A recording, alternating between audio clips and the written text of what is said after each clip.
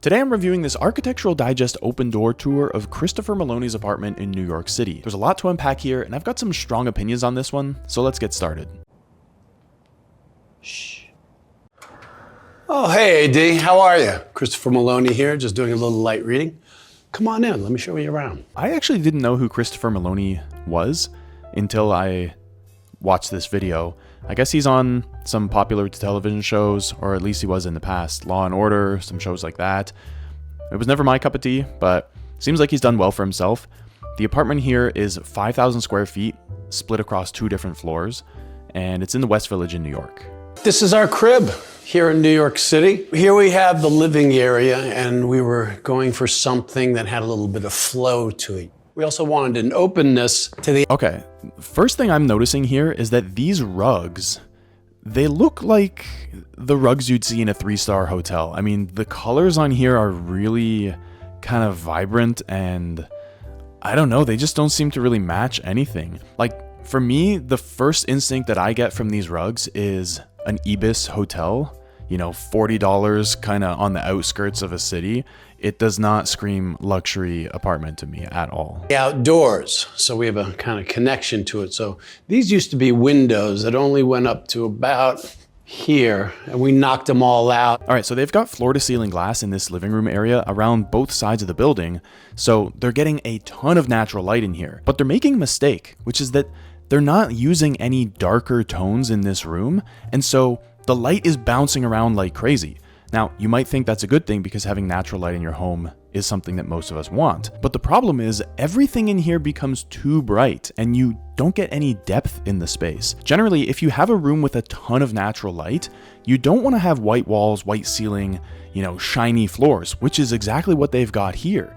Instead, you want to lean into darker tones that can absorb some of that light, and then you have a little bit of mood and personality in the room. They're missing the mark here, and this is going to be a theme that we see again and again throughout this apartment. This is really kind of the entertainment area, and you can just spread out and enjoy either the intimate conversation or... First thoughts on the furniture in here. The blue sofa, very nice. This pinkish chair, also very nice.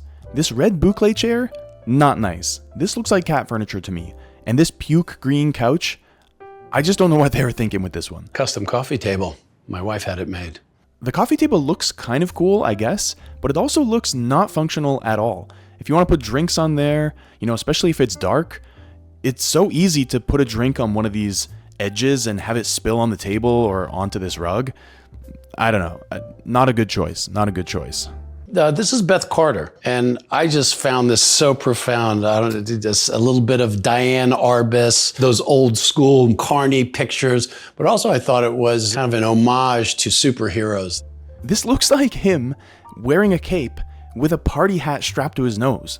This is awful. Who wants this in their living room? It's so ugly. Creepy, interesting, whimsical.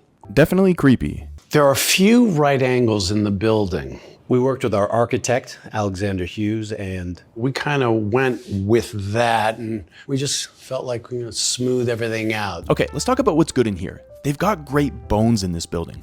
Great ceiling height, nice view out the window, and this huge wraparound balcony.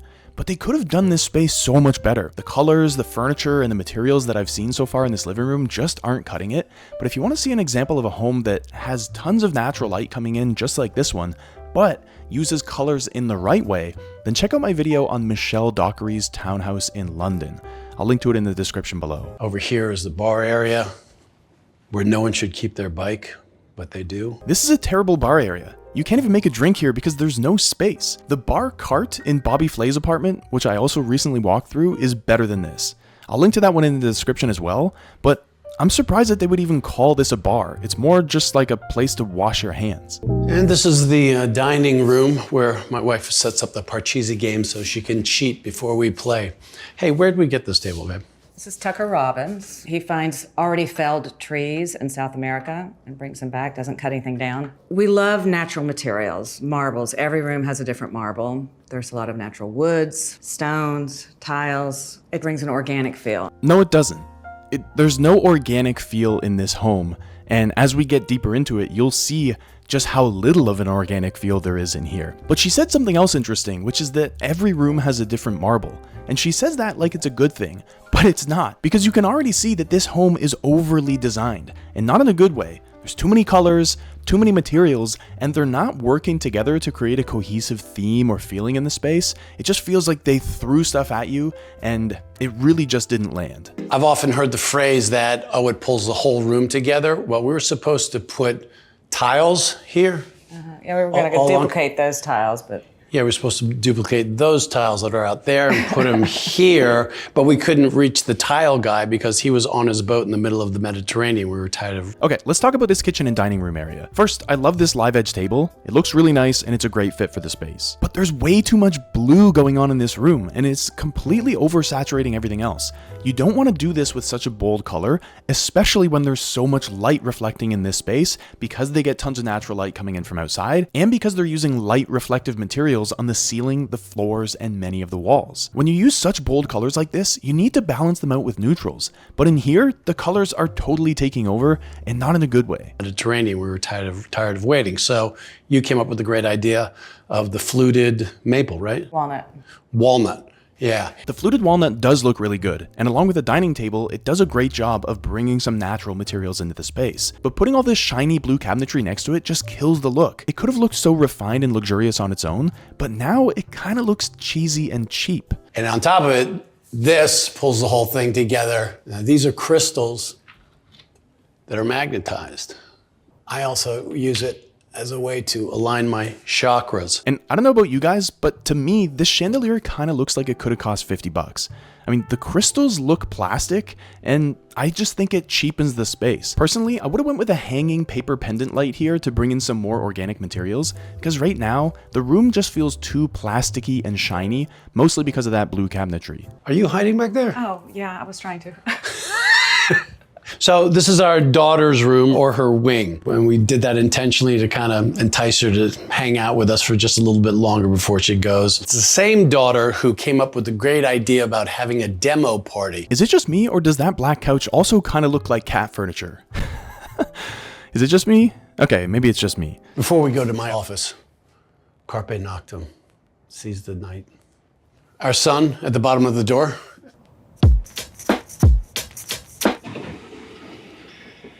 My office. Go ahead. Why does he have to step into his daughter's wing of the apartment to go into his office?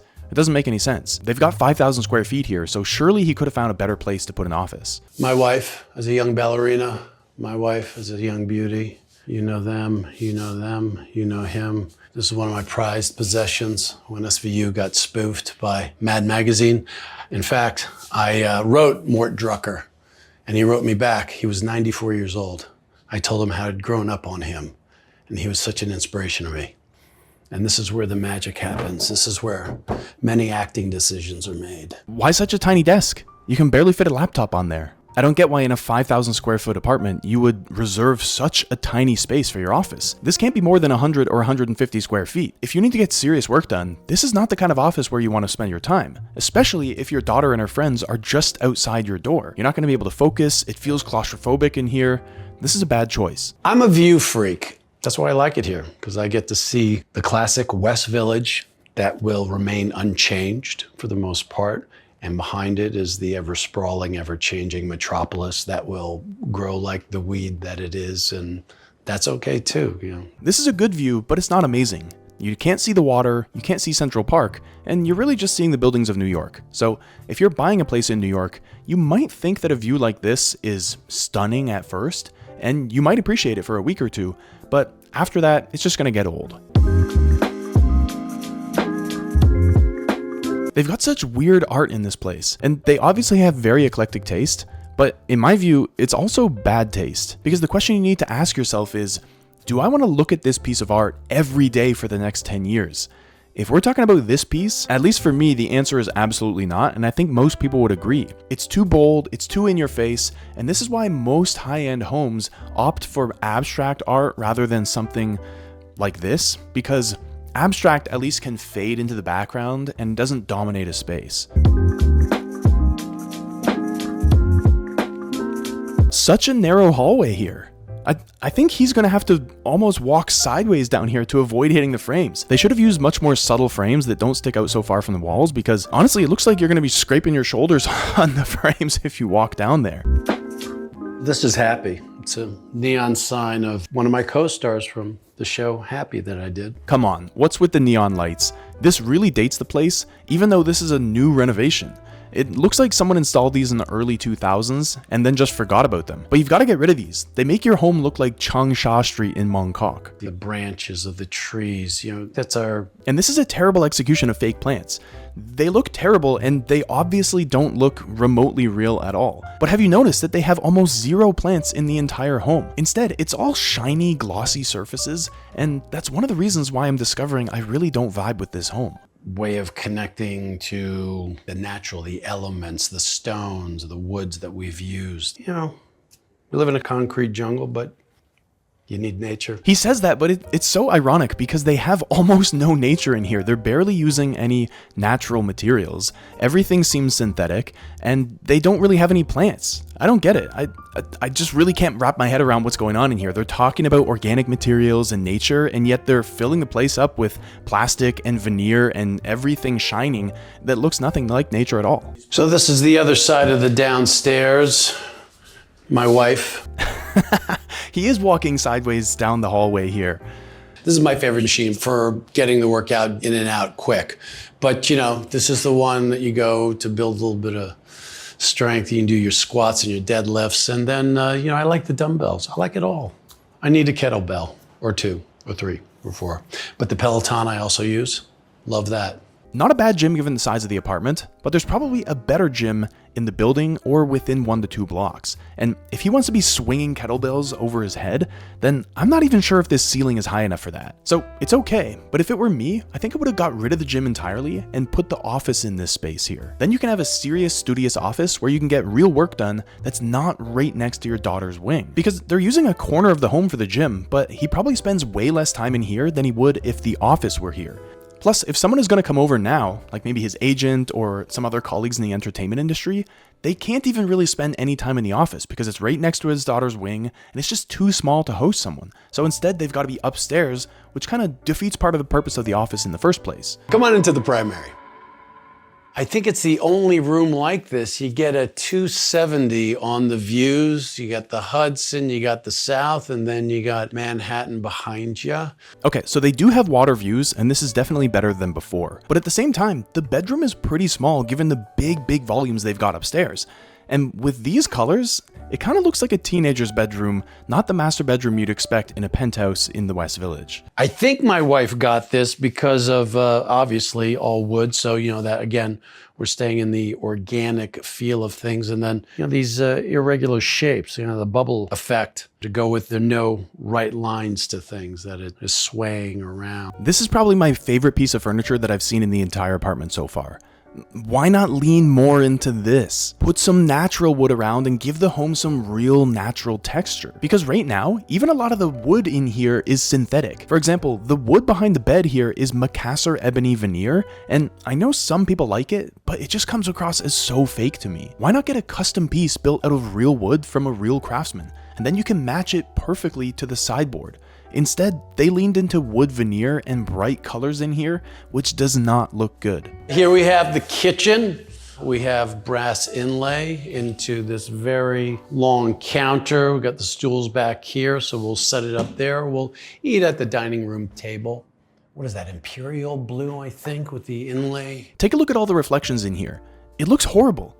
It looks like you're in a cheap kitchen store checking out low-grade cabinetry. Again, why not use some natural wood with a matte finish? Why allow these reflections all over your home? Budget was clearly not an issue on this project, so why try to make everything look flashy when it just looks bad? Again, we're looking for constant flow as opposed to it's just one room and just another room. We're trying to get everything kind of lofty. Is that a... And these fake trees again? They look even worse here. Why not put some real plants in here? I only remember seeing a single plant in the entire apartment, and that was at the very beginning in the living room. Otherwise, they just have flowers in vases that were probably brought here for the Architectural Digest home tour. So why are they so afraid of natural materials? I don't get it. And our reading room.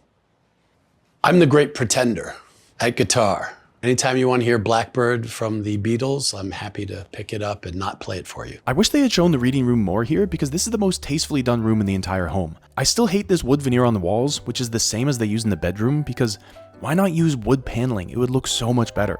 But let's talk about why this room actually works. First, the furniture is a bit more subdued. It's still got this really bold pattern on it, but the colors blend more nicely and they don't jump out at you like they did in the living room. And it also looks super comfy. But second, unlike the other rugs in this home, this one is a nice neutral color and it creates this intimate seating area. But what I don't like in here are the floors, because these look like builder grade floors that you'd find in a student rental, and they've got them all throughout the home. So I'm really not sure why they didn't opt for wooden parquet floors in something like a herringbone pattern here when they were doing the renovations, but if you want to see another New York apartment that does flooring way better, I've left a link to another property in the description below, and it's really night and day. So we redid the whole thing. Obviously the terrace was here, but we put down new pavers. And as I was saying about the motif of nature, all the flowers in the tiles, we like it. It just gives you a hint. Nature. Why do they love fake nature, but not real nature? Have you ever seen someone take you to their balcony to show you their nature, and that nature is actually a tile? I mean, this is ridiculous. Where are the plants? These little shrubs don't count. Where is all the greenery? Okay, I've seen enough here. Let me summarize some of the bad decisions we saw in this place. Number one is the awful use of color. The puke green couch, the overly colorful master bedroom that looks like a teenager's bedroom, the neon lights, the bright blue kitchen cabinets. I mean, these two obviously love color, and that's totally fine, but they never learned how to properly integrate color in a way that looks good. Because this is not the way. You need to balance color with neutrals so that they complement each other and look good. But other than in the reading room, this home really didn't have any of that balance. The second problem is the layout. Why have such a tiny office next to your daughter's wing of the house when you could have a big office on the corner with its own balcony where the gym currently is? You don't need a balcony off the gym. It's almost certainly never going to get used, but it would get used if it were off the office. And you can't even bring colleagues into your office as it is now because it's not big enough. And what if your daughter is hanging out there? It's just a weird experience. Now, of course, some of you are going to say that he values the gym more than the office. And sure, that's fine. But when he goes to sell this place, he needs to know that he's really narrowing his buyer pool by putting a gym here in the corner and this tiny little office in this throwaway spot, which means that it's going to have a big negative effect on the sale price. So if you're making a decision like this in your own home, you want to keep that in mind. The layout decisions you make during a renovation have a real impact on your sale price in the future. But the third big mistake they've made here is trying to fake nature and natural materials all throughout this home. Why not put some plants in the living room and on the balcony? Why not use natural wood on the floors and on the walls instead of wood veneer? Why not include natural stone on the kitchen counters? Everything in here was so shiny and smooth that it's not a nice place to live. It might feel good for a day or two, but our bodies crave natural materials, and they just totally missed the mark here. So look, as you can tell, I really didn't like this place, which is crazy because this apartment has such good bones. It's 3 apartments in one, with a penthouse upstairs and 2 more apartments downstairs that they connected into a single place. But this goes to show that even when money is no object, you can still make really bad decisions. And if you don't know what you're doing, you can waste a lot of money pursuing the things that don't matter and ignoring the things that do. So I'm reviewing a ton of homes like this one, so make sure you subscribe if you want to see more videos just like this. And I've left links to a few other home reviews in the description so you won't make the same mistakes you saw here. And if you want to see a home that's been done way more tastefully, check out Michelle Dockery's home here. She also loves color, but her home is an example of what you should do, not what you shouldn't do like you saw here. I'll see you there.